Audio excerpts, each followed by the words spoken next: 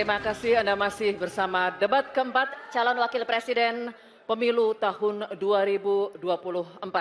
Dan kini saatnya kami undang kembali ketiga calon wakil presiden kita untuk kembali menuju ke podium. Silakan Bapak-bapak.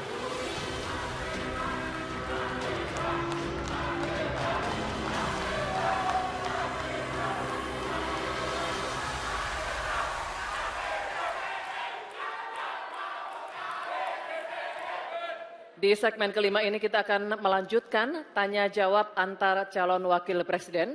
Dan di segmen ini, calon wakil presiden nomor urut 2 akan bertanya kepada calon wakil presiden nomor urut 1. Kembali kami ingatkan pula untuk melakukan tanya jawab sesuai dengan tema debat kita pada malam hari ini, yakni pembangunan berkelanjutan dan lingkungan hidup, sumber daya alam dan energi, pangan, agraria, dan masyarakat adat dan desa. Bapak-bapak jika akan menggunakan singkatan atau terminologi mohon disertai dengan penjelasan agar pertanyaannya menjadi jelas dan dimengerti oleh calon wakil presiden lainnya. Dan kami mohon selama penyampaian tetap berada di podium masing-masing.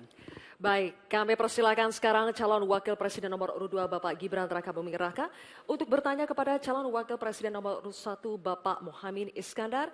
Waktu Bapak 1 menit dimulai ketika Anda berbicara. Silakan. Baik, terima kasih Gus Muhaimin. Paslon nomor 1 dan tim suksesnya sering menggaungkan LFP, lithium ferrofosfat. Saya nggak tahu ini pasangan nomor 1 ini anti nikel atau gimana. Mohon dijelaskan. Masih ada waktu, Pak Gibran, apakah akan digunakan? Akan saya gunakan apabila pertanyaannya belum jelas. Bagaimana Gus? Cukup? Saya jelaskan juga nggak apa-apa. Singkatan dan terminologi mohon dijelaskan. LFP, lithium ferrofosfat. Tadi sudah saya bilang kan, lithium ferrofosfat. Itu sering digaungkan Pak Tom Lembong itu. Lithium ferrofosfat. Baik. Masih ada waktu untuk menjelaskan atau cukup? Cukup? Baik. Sekarang kami persilakan kepada calon wakil presiden nomor urut 1 Bapak Muhaimin Iskandar untuk menjawab. Waktu Bapak 2 menit dimulai ketika Anda berbicara. Silakan. Terima kasih. Tenang Pak Gibran. Semua ada etikanya. Termasuk kita diskusi di sini bukan tebak-tebakan definisi, tebak-tebakan singkatan. Kita levelnya adalah policy dan kebijakan. Prinsipnya sederhana. Semua kembali kepada etika Pak Gibran. Etika, sekali lagi etika. Etika itu adalah etika lingkungan.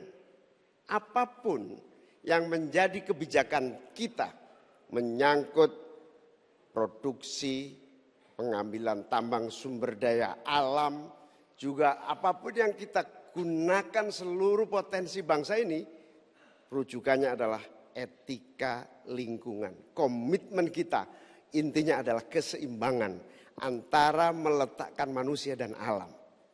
Keseimbangan ini tidak bisa ditawar-tawar agar pembangunan kita berkelanjutan, agar melibatkan semua pihak yang ada. Tidak ada satupun yang tertinggal. Sehingga produksi yang kita munculkan pun dari tambang, dari litium, dari apapun. Itu tidak sembrono dan tidak sewenang-wenang. Bahkan yang lebih parah lagi, tidak mempertimbangkan lingkungan dan keberlanjutan masa depan. Sekali lagi intinya bukan hanya etika lingkungan, tetapi etika bahwa forum ini adalah forum policy yang berharga. Jangan-jangan kalau kita tebak-tebakan definisi di sini, saya ragu kita ini levelnya SD, SMP, atau jangan-jangan ijazah kita palsu semua di sini. Ini yang mengagetkan. Jadi kalau tebak-tebakan, ya bukan di sini levelnya. Di sini adalah kebijakan kita untuk memimpin negara. Bapak Muhaimin, waktu Anda habis. Terima kasih. Selanjutnya kami persilakan kepada calon wakil presiden nomor urut 2 Bapak Gibran Rakabuming Raka untuk menanggapi. Waktunya 1 menit dimulai saat Bapak berbicara. Silakan. Ini agak aneh ya. Yang sering ngomongin LFP itu tim sesnya, tapi cawapresnya nggak paham LFP itu apa.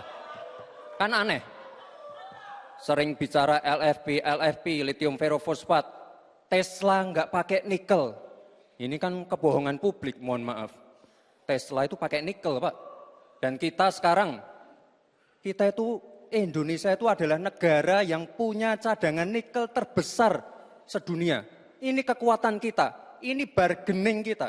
Jangan malah membahas LFP. Itu sama saja mempromosikan produknya China, Pak. Saya nggak tahu ya, Pak Tom Lembong dan tim sesnya sering nggak diskusi dengan cawapresnya. Masa cawapresnya nggak paham? Aneh loh. Saya jelaskan sekali lagi, lithium ferrofosfat itu adalah alternatif dari nikel. Intinya ada negara yang nggak mau pakai nikel. Nah, itu loh Gus yang saya maksud. Apakah Gus Muhaimin juga anti nikel? Baik, waktunya habis. Terima kasih Pak Gibran. Baik, kami lanjutkan. Mohon tenang dulu Bapak, Ibu. Cukup Bapak-Bapak. Bisa kita lanjutkan ya. Terima kasih. Sekarang kami persilakan kepada calon wakil presiden nomor urut 1 Bapak Muhammad Iskandar untuk merespon tanggapan dari Bapak Gibran Rakabuming Raka. Waktu Anda 1 menit Bapak, silakan. Saya setuju bahwa potensi sumber daya alam kita harus terus kita promosikan. Tetapi harap dicatat, gara-gara kita mengeksplorasi nikel ugal-ugalan, lalu hilirisasi tanpa mempertimbangkan ekologi, mempertimbangkan sosialnya, buruh kita diabaikan, malah banyak tenaga kerja asing, dan juga yang terjadi korban kecelakaan. Di sisi yang lain, pemasukan dari nikel kita juga sangat kecil. Ini menjadi pertimbangan. Dan yang paling parah, nikel kita berlebih produknya. Sehingga bukan harga tawar kita menaik, malah kemudian kita menjadi korban dari policy kita sendiri. Sementara kita masa depannya menjadi tidak jelas, di sisi yang lain kita mengorbankan lingkungan dan sosial kita sekaligus keuntungan yang sangat terbatas bagi negara. Oleh karena itu bukan soal gegabah, ini soal keberanian dan kepercayaan. Waktunya habis Bapak Muhaimin.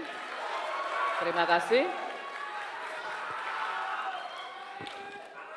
Tanya jawab akan kita lanjutkan dan berikutnya calon wakil presiden nomor urut 3 dan calon wakil presiden nomor urut 2 akan bertanya jawab.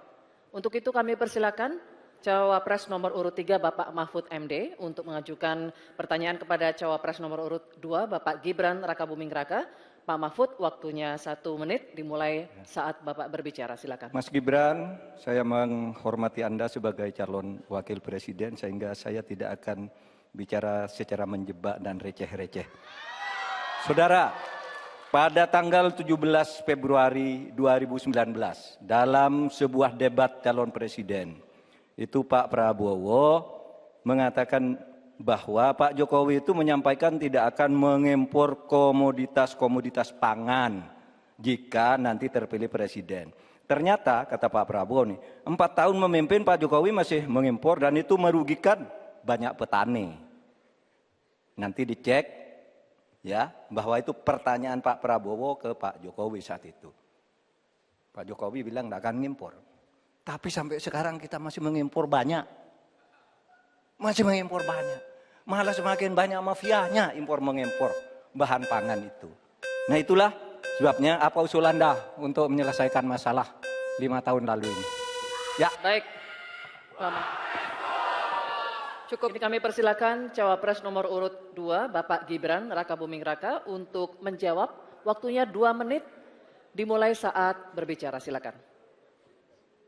Sepertinya Prof. Mahfud agak ngambek ya. Soalnya saya sudah 2 kali memberikan pertanyaan yang sulit. Carbon capture, greenflation, selalu dikomenin pertanyaan receh. Ya kalau receh ya dijawab Pak. Gitu loh. Segampang itu. Oke. Masalah pangan, masalah impor. 2019 sampai 2022 kita sebenarnya sudah swasembada beras. 2023 ada impor karena El Nino Pak. Dan ini terjadi di sebagian besar di belahan dunia Pak. Kuncinya sekarang adalah bagaimana kita bisa bekerja sama melakukan ekstensifikasi, intensifikasi lahan di tingkat desa sampai tingkat nasional secara efektif. Pupuk itu kunci. Makanya kemarin ada pabrik pupuk di Fak-Fak. Ini kunci untuk meningkatkan produktivitas. Lalu mekanisasi. Ini kalau tidak ada mekanisasi, produktivitasnya tidak akan meningkat. Ada combine harvester, ada RMU. Ini wajib untuk meningkatkan produktivitas sekaligus mengurangi food loss atau food waste. Lalu tentu saja kita harus menggandeng anak-anak muda. Misalnya di Jabar sudah ada program petani milenial, ya kita juga harus mengedepankan smart farming. Kita pakai IoT untuk mengecek kesuburan tanah, pH tanah, keasaman tanah. Penting sekali itu, Pak. Lalu kita pakai drone untuk menyemprotkan pestisida. Jadi memang yang namanya food estate, lahan pertanian itu adalah program jangka panjang, Pak. Jadi tidak bisa dijudge sekali panen, 2 kali panen, 3 kali panen. Panen pertama, kedua, ketiga itu pasti tidak pernah 100%. Ini yang petani pasti paham. Baru nanti panen ke-6, ke-7, ke-8 baru akan kelihatan seperti apa hasilnya. Itu Pak, terima kasih dan mohon maaf sebelumnya Pak. Waktunya habis, terima kasih. Cukup. Bapak Ibu cukup. Baik, kita lanjutkan dulu. Saatnya calon wakil presiden nomor urut 3 Bapak Mahfud MD untuk menanggapi, waktunya 1 menit saat Bapak berbicara, silakan. Pertanyaan saya bukan itu. Pertanyaannya itu, dulu Pak Prabowo bertanya, katanya Pak Jokowi tidak mau ngimpor beras. Lalu sekarang faktanya, per hari ini, catatan data ini harus dibaca ini. Impor kedelai 2 juta ton, susu 280 juta ton, gula pasir 4,1 juta ton, beras 2,8 ton, daging sapi 160 juta ton. Ini hasilnya seberapa dari hasil debat dulu yang tanggal 17 Juli itu. Perkembangannya seberapa? Semakin banyak nih angkanya. Semakin banyak impornya, semakin terdiversifikasi juga, diversifikasi juga impornya dari data ini.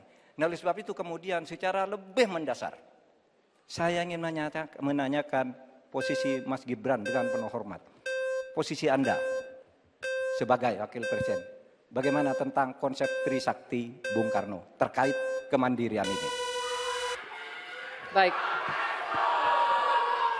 Selanjutnya kami persilakan cawapres nomor urut 2 Bapak Gibran Rakabuming Raka untuk merespon tanggapan dari Bapak Mahfud MD. Waktunya 1 menit Pak, dimulai dari saat Bapak berbicara, silakan. Terima kasih Prof. Mahfud untuk evaluasinya. Sekali lagi saya mohon maaf jika ada kata-kata saya yang salah.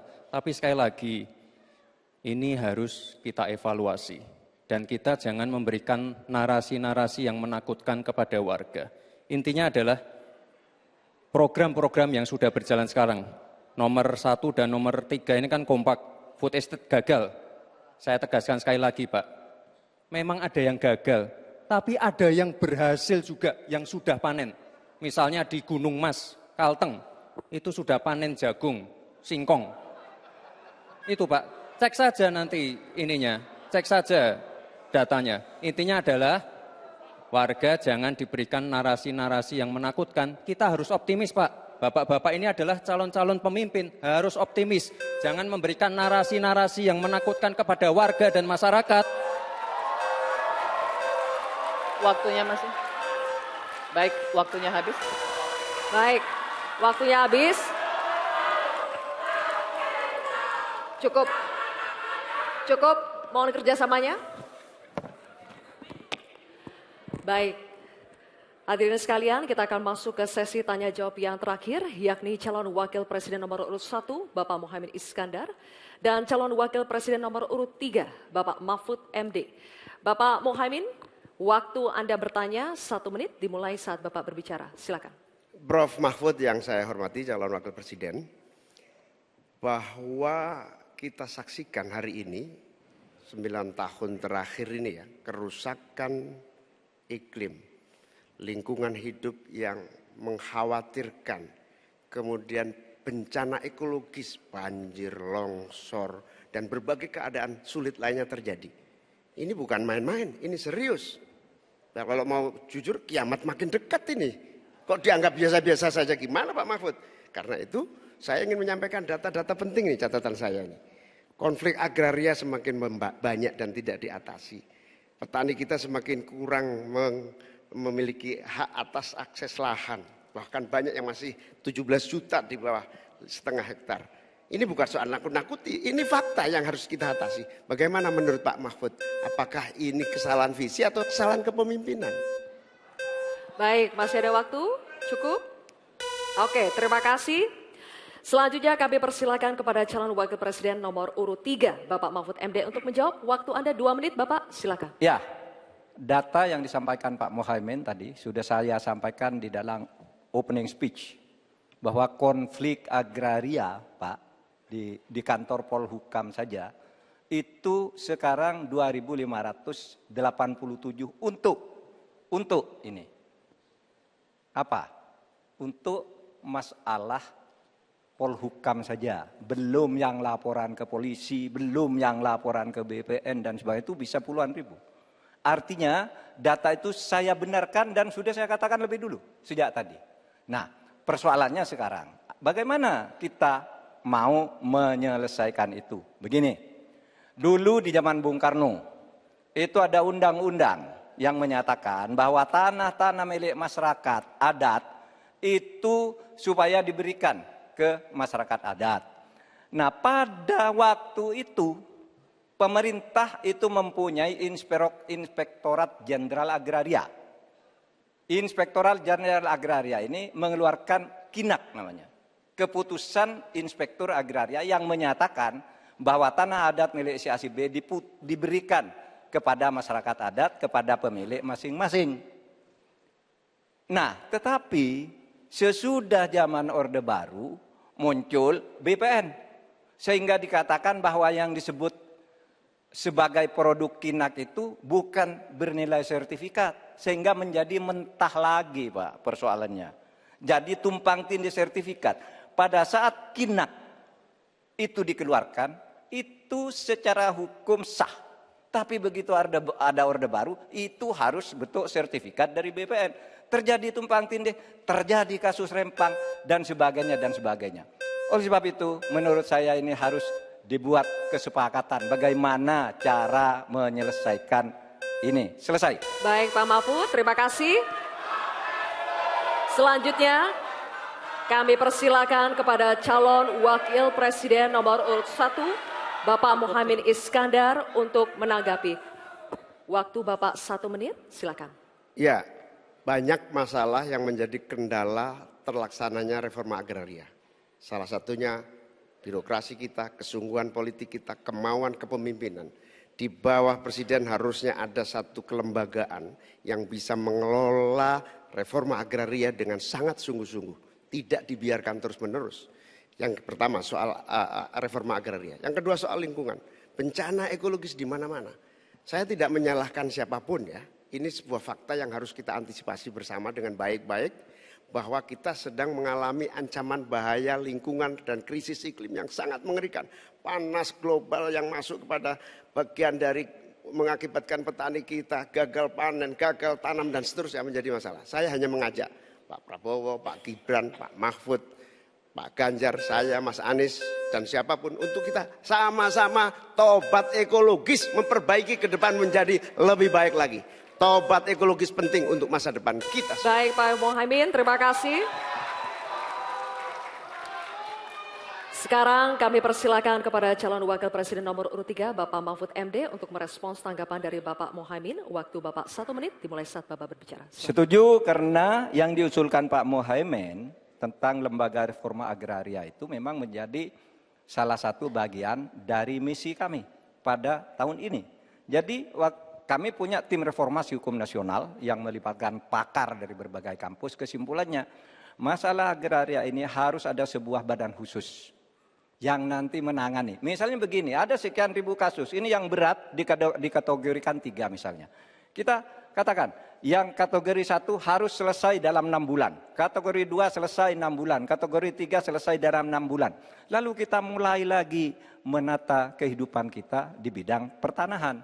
Sehingga tadi proses deeding atau kesepakatan untuk KINAK dan sertifikat tanah itu akan menjadi bagian dari apa yang sudah kami rencanakan. Selesai. Oke, baik. Terima kasih Pak Mahfud. Baik, silakan berikan apresiasi untuk ketiga calon wakil presiden yang telah menjalani sesi tanya jawab. Hadirin dan pemirsa, usai jeda kita akan kembali dengan segmen pernyataan penutup dari ketiga calon wakil presiden kita. Tetaplah bersama debat keempat calon wakil presiden pemilu tahun 2024.